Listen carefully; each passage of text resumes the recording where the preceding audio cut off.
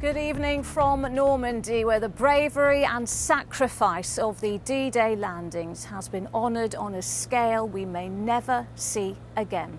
A handful of surviving D-Day veterans attended today's events here, which commemorated those who took part in the operation 80 years ago to liberate Europe. Among the world leaders taking part was the King, who spoke of his eternal admiration for the Allied soldiers who did not flinch when faced with the ultimate test. US President Joe Biden drew parallels with the current war in Ukraine and called for the world to stand together to defend freedom and democracy. And at the heart of it all were the veterans, many of whom may be here for the final time. Well, here's our Europe editor, James Mates, on a day of remembrance that will be remembered for generations to come. First light, 80 years on, the beaches timeless, the weather perfect. It is part of the legend of D-Day that among the first ashore that morning was a lone piper, Bill Millen, who played unarmed and unprotected as his colleagues stormed the beaches. It's now an essential anniversary tradition.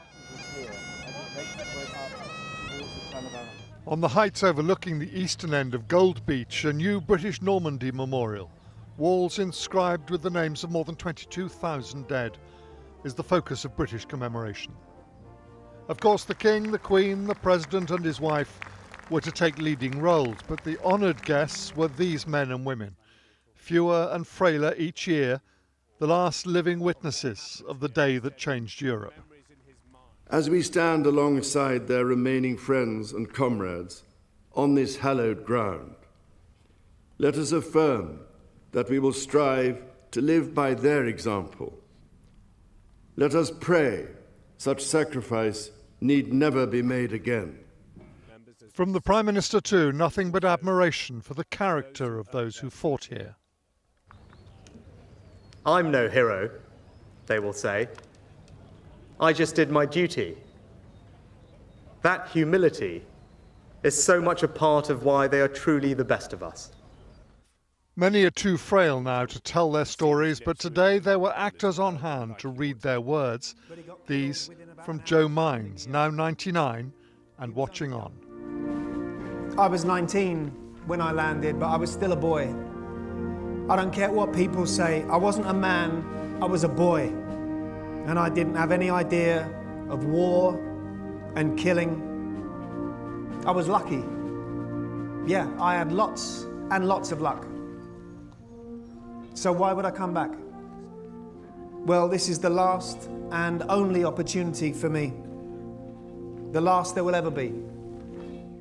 From Ken Hay, an infantryman on D-Day, now 98, these words can rarely have been more heartfelt. Age shall not weary them, nor the years condemn. At the going down of the sun, and in the morning, we will remember them.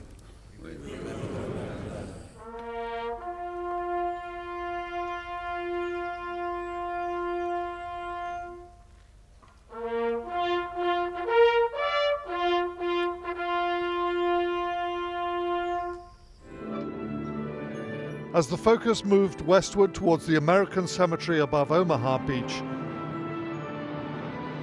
President Biden's message to veterans was that remembering is as much about the future, about learning the lessons, as it is about the past. He had Ukraine firmly in mind. History tells us freedom is not free. If you want to know the price of freedom, come here to Normandy. Come to Normandy and look. The price of unchecked tyranny is the blood of the young and the brave. In their generation, in their hour of trial, the Allied forces of D-Day did their duty. Now the question for us is, in our hour of trial, will we do ours? Nowhere was the fighting harder or bloodier on D-Day than for the Americans on Omaha Beach, and it was on these sands that leaders from 25 countries gathered this afternoon. Prince William represented the King at the end of a long day. More surprisingly, Rishi Sunak chose to return home rather than stay for President Macron's big party.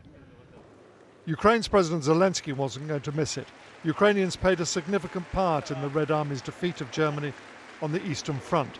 The fact that he is here this time, while Vladimir Putin's been excluded, says much about the parallels Western allies are seeing between then and now. The leaders were reminded on a big screen what had happened 80 years ago on the very beach where they were now sitting. For many of those who need no reminding, this may be their last visit to a battlefield that has defined their whole lives. The world has promised them that we will never forget, but who will hold us to that when they are gone? Our Europe editor, James Mates, joins us now. James, there's so much to talk about today, but I really want to look more closely at that message, not just from President Biden, but also the King, that the mistakes of the past must not be repeated.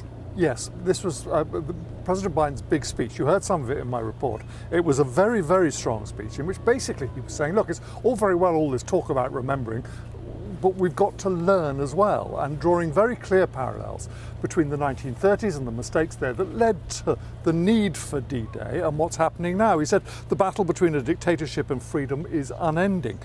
We will not walk away from Ukraine specifically, because if we do so, that means we would be forgetting what happened here on these hallowed beaches. Very, very strong words. The King, you would expect a bit milder, but he also said free nations must oppose tyranny. So a strong, strong message there. I mean, it's not unusual for current events to become involved in these celebrations. 10 years ago, when both the leaders of Russia and Ukraine were here, they launched what they called the Normandy process to try and bring peace after the invasion of Crimea. Now, we know that failed, but perhaps that makes it more extraordinary actually that the Prime Minister Rishi Sunak left a bit early, because they were all meeting here today. Now, I know they'll meet again at the G7 next week, and there's obviously an election on, but these opportunities for the leaders of the big countries to get together in a pretty informal environment and to talk about these major events, which clearly people like President Biden want to talk about, and President Macron as well, was maybe possibly a missed opportunity.